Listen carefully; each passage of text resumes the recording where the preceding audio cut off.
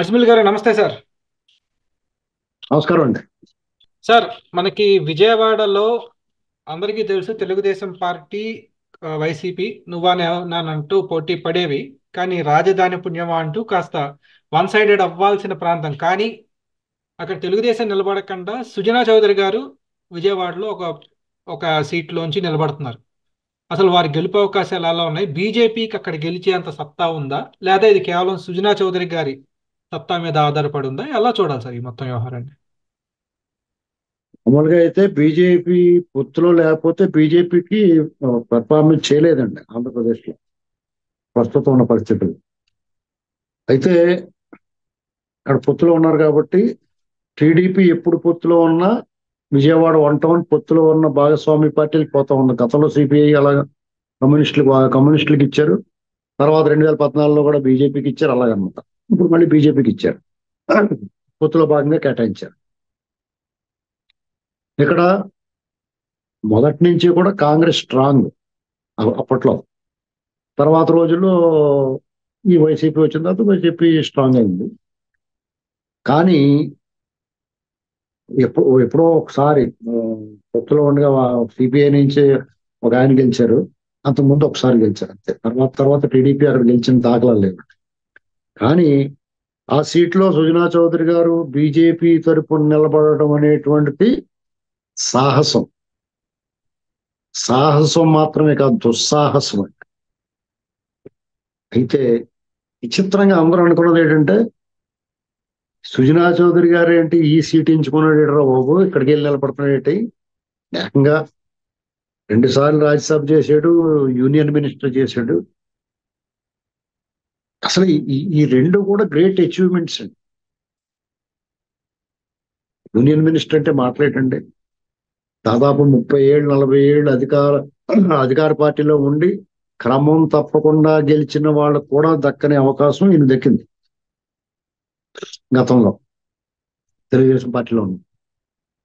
ఆయన కూడా అలాగే. చాలా మందికి ఏమనిపిస్తుందంటే, సుజనా చౌదరి గారన్నా లేకపోతే ఇంకొకళ్ళైనా రాజ్యసభకి వెళ్ళిన వాళ్ళు కానీ, లేకపోతే సడన్ గా కొత్తగా సీట్ వచ్చింది ఎక్కడి నుంచో తీసుకొచ్చి పెట్టారు అని కొంతమందిని అంటారు. ఇలాంటి విషయాల్లో మనం గమనించాల్సింది ఏంటంటే, కొంతమంది పార్టీ కార్యకర్తలు కానీ పార్టీ నాయకులు కానీ ప్రజాక్షేత్రంలో పనిచేస్తూ ఉంటారు. మరి కొంతమంది పార్టీ కోసం పనిచేస్తారు. వీళ్ళ వీళ్ళందరూ ఏ పార్టీ నీడలో, ఏ పార్టీకి అండగా, ఏ పార్టీ తోటి వెళ్తున్నారో ఆ పార్టీ పునాదులు గాను, ఆ పార్టీకి సపోర్టింగ్ గాను వాళ్ళు వెనకాల పనిచేస్తూ ఉంటారు. అలాంటి పరిస్థితి నుంచి వాళ్ళకి పార్టీలు ఏం చేస్తాయంటే, వాళ్ళకి ప్రజాక్షేత్రంలో పోరాడే వాళ్ళకి డైరెక్ట్ గా ప్రజలతో నేరుగా సంబంధం ఉన్న వాళ్ళకి ప్రజాక్షేత్రం నుంచి ఎన్నికయ్యే అవకాశం, పార్టీ కోసం పనిచేసిన వాళ్ళకేమో పార్టీకి అవకాశం ఉన్న రాజ్యసభ ఎమ్మెల్సీలు నామినేటెడ్ పదవులు ఇలాంటివి ఇచ్చి వాళ్ళని సత్కరిస్తారు, గౌరవిస్తారు, వాళ్ళకి అకామిడేట్ చేస్తారు. ఈ క్రమంలో సుజనా చౌదరి గారు ఈసారి డైరెక్ట్ గా ప్రత్యక్ష రాజకీయంగా ప్రత్యక్షంగా ప్రజల నుంచి ఎన్నికవడానికి ఆయన పోటీ చేశాడు. ఇది బేసిక్గా. ఆయన బీజేపీ పార్టీలోకి జాయిన్ అయ్యాడైనా గత ఎన్నికల అనంతరం. అది వేరే స్టోరీ. అసలు ఎందుకు వెళ్ళాడు ఏంటి, దాని కథ ఏంటి, కామేషి ఇవన్నీ ఇప్పుడు అది సమయం అయిపోతే అందరికీ తెలిసిందే. ఇక్కడ బీజేపీ తరపున నిలబడ్డాడు కదా, మరి ఇంకేంటి ఎలా ఉందంటే, అక్కడ మొట్టమొదటిగా ఈయన అక్కడ సుజనా చౌదరి గారికి కేటాయించారు. అక్కడ సీట్ బీజేపీ నుంచి అనగానే ఒక పాజిటివ్ వైపు వచ్చింది. వాళ్ళందరూ కూడా చాలా సంబరపడుతున్నారు. అంటే జనాలు ఎలా ఉంటుందంటే, వాళ్ళకి వచ్చి క్యాండిడేట్ బాగా డబ్బు ఉన్నవాడు, మంచి హోదా ఉన్నవాడు ఉండాలని కోరుకుంటారు సాధారణంగా. అంటే జనరల్ ఒపీనియన్ అది. అతను పెడతాడా పెట్టడా, చేస్తాడా చేయడా, డబ్బులు పంచలేదు పక్కన పెట్టండి, మరి మా క్యాండిడేట్ మంచి గట్టిగా వచ్చాడు బాబు అనుకుంటారు ఫస్ట్ ఆ క్యాడర్. అలాగే టీడీపీ క్యాడర్ కూడా సుజనా చౌదరి గారిని ఓన్ చేసుకుంటారు. ఎందుకంటే ఆయన పార్టీ మారినప్పుడు ఈ కొడాలి నాని, వలవేణు వంశీ ఎళ్ళ నోరు పారేసుకోలేదు, నోట్లోంచి దుర్గంధం వెదజల్లలేదు. కాబట్టి టీడీపీ క్యాడర్ కూడా ఆయన్ని ఏమీ దూరం చేసుకోరు. పైగా ఆయన లోకల్. ఎవరో సుజనా చౌదరి గారు బెజవాడే బాగుండు, అక్కడే పుట్టాడు, అక్కడే పెరిగాడు. తర్వాత వ్యాపారాల నిమిత్తం హైదరాబాద్ వచ్చారు. అప్పుడైనా సరే ఉమ్మడి రాష్ట్రంలో హైదరాబాద్ క్యాపిటల్ కాబట్టి అక్కడ ఉండడం అభ్యంతరం లేదు వాళ్ళకి. బెజవాడలో ప్రతి వీధి అతనికి అనుబంధం ఉంది, పరిచయం ఉంది, ప్రతి వ్యక్తులందరితోటి సన్నిహిత సంబంధాలు ఉన్నాయి ఆయనకి. ఆయన కోస్తా జిల్లాలో కపిలేశ్వరపురం అల్లుడు, ఈస్ట్ గోదావరి. కాబట్టి ఆయన ఎక్కడి నుంచో ఆకాశం నుంచి చంద్రమండలం నుంచి ఏం దిగలేదు. వాళ్ళ ఒక బ్రదర్ కూడా అత్తారూరు విజయవాడే. వాళ్ళ నలుగురు అన్నదమ్ములు, ఒక ఆయన, మూడో అన్నయ్యది విజయవాడ అత్తవుతుంది. అంటే విజయవాడ నిండుగా వాళ్ళకి బంధుగణం, మిత్ర బృందం, పరిచయస్తులు, అలాగే పార్టీ వర్కర్స్ లో ఈయనకి అభిమానం ఉంటుంది. ఇవన్నీ కాకుండా ఆయన అమరావతి ఉద్యమం జరిగినప్పుడు కొండ బద్దలు కొట్టినట్టు కొంతమంది బీజేపీ నాయకుల్లాగా గోడ మీద పిల్లిలో లేకుండా కొండ బద్దలు కొట్టినట్టు చెప్పాడు. అమరావతి ఇక్కడి నుంచి అంగుళం కూడా కదలదండి. కదిలిందా? దానికి ప్రయత్నాలు అతను అంటే ఊరికే మాట అనేది చూడుకోలేదు. తన అమరావతి రైతుల ఉద్యమానికి చేయగలిగిన సహకారం చేశాడు.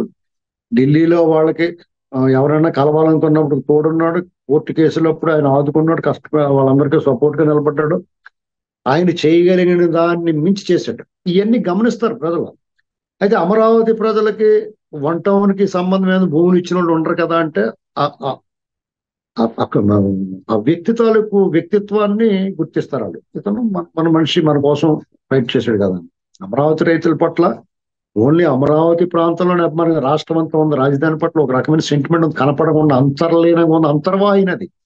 అమరావతి ఉద్యమం తాలూకు సెగ, ఆ సెంటిమెంటు, అది అంతర్వాహిని. సరస్వతి నది అంతర్వాహినిగా నడుస్తుంది, మనకు కనపడదు. సరస్వతి నది కనిపించదు. గంగా యమున సరస్వతి అంటామా? గంగా నది కనపడదు, యమున నది కనపడదు, కానీ సరస్వతి నది మనకు కనపడదు. అంతర్వాహిని అంటే రాళ్లలో ప్రవహిస్తూ ఉంటుంది భూమి అడుగున.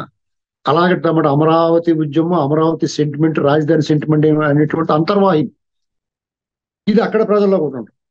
ఇక భారతీయ జనతా పార్టీ ఏముంటుంది అక్కడ వామపక్ష భావజాలము, కార్మికులు, కర్షకులు, ఇలాగా చిరు వ్యాపారులు, కొంచెం బిలో పావర్టీ లేని వాళ్ళు ఎక్కువ ఉంటారు కదా అనేటువంటిది ఉంది. అలా బిలో పావర్టీ లేని వాళ్ళు లేనిది ఎక్కడంటే అన్ని చోట్ల ఉంటారు.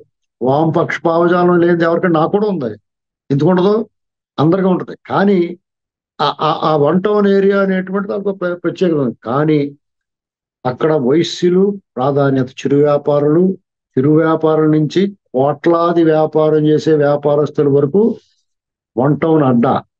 అక్కడ వాళ్ళందరికీ రాష్ట్రంలో లా అండ్ ఆర్డర్ బాగుండాలి, వాతావరణం బాగుండాలి, ఫీల్ గుడ్ ఫ్యాక్టర్ ఉండాలి. వాళ్ళ వ్యాపారం సక్రమంగా సాగండి. ఒక వ్యాపారస్తుడు వ్యాపారం చేస్తే అతను ఒక్కడే బాగుపడ్డండి. అతను ఉపాధి కల్పిస్తాడు కొంతమందికి ఉద్యోగం ద్వారా. అతని వ్యాపారం ప్రత్యక్షంగాను పరోక్షంగాను అదొక లింక్ చైన్ లాంటిది. ఒక వ్యాపారస్తుడు వ్యాపారం చెప్తుంటే అనేక మందికి దెబ్బతినిపోతాయి. అలాగా ఆ వ్యాపారం సక్రమంగా సాగుతుంటే అందరూ సంతోషంగా ఉంటారు. ఈ జగన్మోహన్ రెడ్డి దెబ్బకి, ఈ వసూళ్ల దెబ్బకి, అంతకుముందు ఉన్నవాడు వసూళ్ల దెబ్బకి వాళ్ళ స్వపక్షంలోనూ వాళ్ళ కుల సమాజంలో కూడా అతని మీద వ్యతిరేకత వచ్చింది. ఇక్కడ తోపుడు బళ్ళకి సంబంధించి లేకపోతే కార్మిక వర్గాల్లో చాలా మంది ఉత్తరాంధ్ర ప్రాంతానికి చెందిన వాళ్ళు అక్కడ చాలా మంది స్థిర నివాసం ఏర్పరచుకున్నారు వేళ్ల తరబడి. వాళ్ళందరూ బేసిక్ గా టీడీపీ, బోర్న్ టీడీపీ అనమాట. వాళ్ళంతా టీడీపీ కరుడు కట్టిన కార్యకర్తలు. మార్వాడీలు ఉన్నారు. మీకు మార్వాడీలు ఉండేది ఏమన్నా ఉన్నారంటే అక్కడే ఉంటారు. వాళ్ళందరూ బీజేపీ అంటే భక్తులు కదా. వాళ్ళు మామూలుగా వాళ్ళ మొహం కమల పువ్వులా ఉంటుంది. కాబట్టి ఇదొకటే కాదు, ఈయన మీద పాజిటివ్ రావడం ఏంటంటే, అంటే మరి ఏకంగా కేంద్ర మంత్రి చేసాడు, రాజ్యసభకు 2 సార్లు వెళ్ళాడు అంటే పెద్ద బేరింగ్. మరి ఈ చిన్న ఎమ్మెల్యే అసెంబ్లీకి పోటీ చేస్తున్నాడు, బెంచ్ కారు బేరింగ్ తీసుకొచ్చి స్కూటర్కి వేస్తున్నారేంటి అన్నట్టుగా చాలా మందికి ఉంది.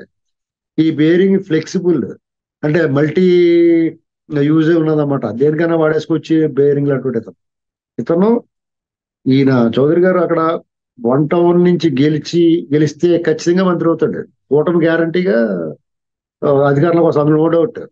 అదే దీని గురించి వాళ్ళ సందేహమే లేదు. ఆంధ్రప్రదేశ్ లో రేపు రాబోయే ప్రభుత్వం కూటమిదే. ఆ ఎన్ని సీట్లు వస్తాయి, మెజార్టీలు ఎంత వస్తాయి అనేటువంటిదే ఒక అంచనాలు అటు ఇటుగా ఉన్నాయి. అటువంటిప్పుడు ఈయన అక్కడ గెలిస్తే కనుక ఖచ్చితంగా మంత్రి పదవి వచ్చే అవకాశం ఉంది. వీళ్ళు ఆ ప్రాంతం మీద అభిమానం ఉంది. అలాగే అక్కడ గెలిపించిన వాళ్ళ పట్ల డెఫినెట్ గా ఆయన కన్సర్న్ గ్రాటిట్యూడ్ ఉంటది.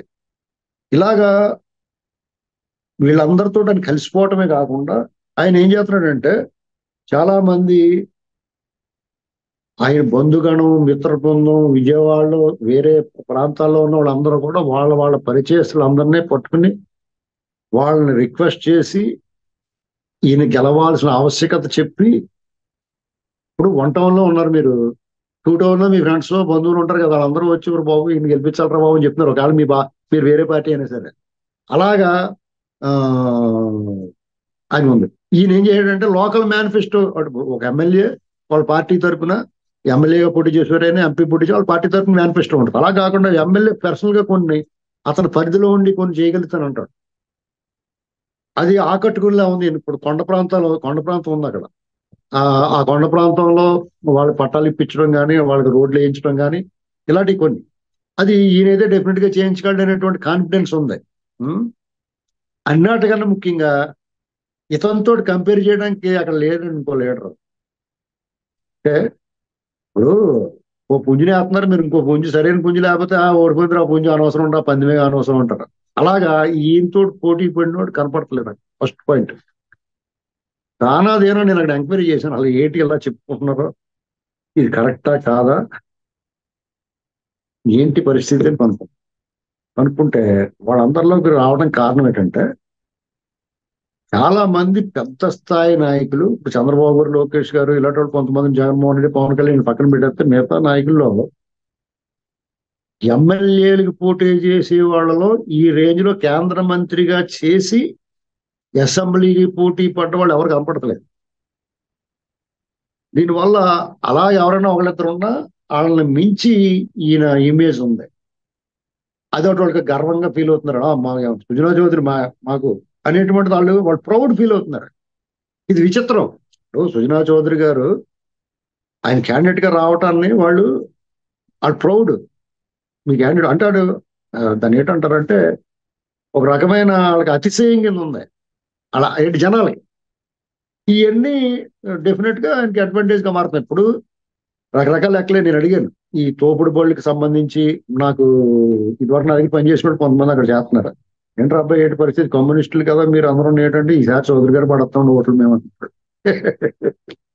అదేంటో అంత చేంజ్ ఏంటంటే మేము పార్టీని చూడలేదండి, ఆ వ్యక్తిని చూస్తున్నాం. అలా రకరకాలుగా పార్టీ పార్టీకి ఉండి బేస్ ఉంటుంది. టీడీపీ కార్యకర్తలు అందరూ మనస్ఫూర్తిగా పనిచేస్తారు. ఓట్ల ట్రాన్స్ఫర్ కంప్లీట్ గా అవుతుంది. పైగా ఆ, ఆయన కూడా నమ్మదగిన వ్యక్తిగా కనిపిస్తుంది. ఇది ఫస్ట్ పాయింట్. కాబట్టి ఆయన నా లెక్క ప్రకారం, నా అంచనా ప్రకారం 10,000 తక్కువ కాకుండా మెజార్టీతో గెలుస్తాడు. అంటే ఆ ప్రాంతం ఒక రకంగా ఈయనకి ప్రతికూలతలు ఉన్న ప్రాంతం కాబట్టి 10,000తో గెలుస్తాడు. అదే ఇంకో చోట ఎక్కడైనా సరే దాదాపు 40,000-50,000 మెజార్టీతో గెలిచాడు. ఇది సారాంశం. చూద్దాం సార్. సుజనా చౌదరి గారు నిజంగా ఒక మాటలో చెప్పాలంటే ఒకప్పుడు రేవంత్ రెడ్డి కొడంగల్ తీసుకున్నట్టుగానే తీసుకున్నారనుకోవాలి. చూద్దాం మరి ఏమవుతుందో. పూర్తిగా సుజనా చౌదరి అనే ఒక వ్యక్తి మీద ఆధారపడే ఎన్నిక ఇది, పార్టీల కన్నా కూడా. మనం వారికి గుడ్ లక్ చెప్దాం సార్. Thank you sir.